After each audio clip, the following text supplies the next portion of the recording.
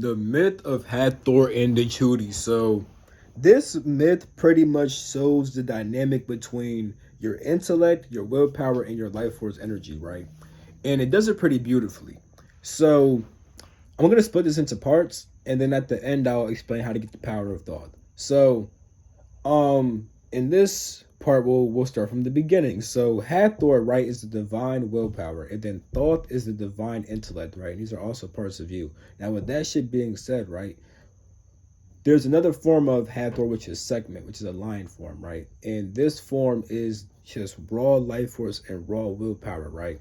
So, inside the myth, right, Hathor is at first, she's just in Egypt and she is just in the service of Ra. She's the divine willpower and she carries out the will of Ra, which is supposed to be God, right? So with that shit being said, right, one day she's like, you know what? I kind of want to just go inside the jungle real quick. So she go inside the jungle, right, and then she turned into a motherfucking lioness, right?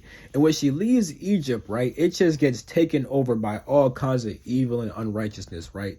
But she don't really care because she just starts murking shit and she just starts killing motherfuckers and she becomes a fucking predator because no one can fucking stop her. She's the fucking ultimate power of God and shit like that. You feel me?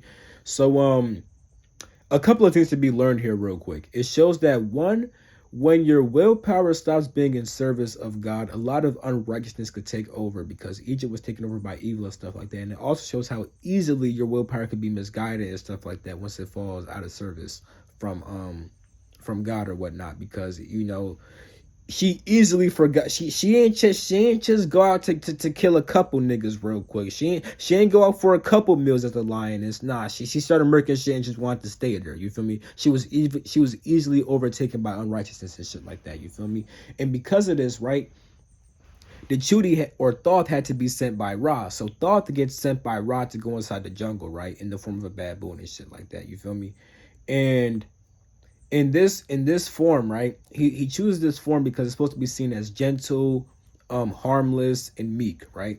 So he finds Hathor, right, and Hathor is ready to murk his ass, and he's like, hold the fuck up, hold the fuck up. He don't say come back to Egypt, sister, because they're brother and sister. He don't say come back to Egypt, sister. He say hold the fuck up, hold up, don't you fucking kill me. Let me tell you this myth real quick. And she's like, listen, nigga, I'll hear your fucking myth real quick, nigga. So she starts so he starts telling the myth, right? And here's what happens. There's pretty much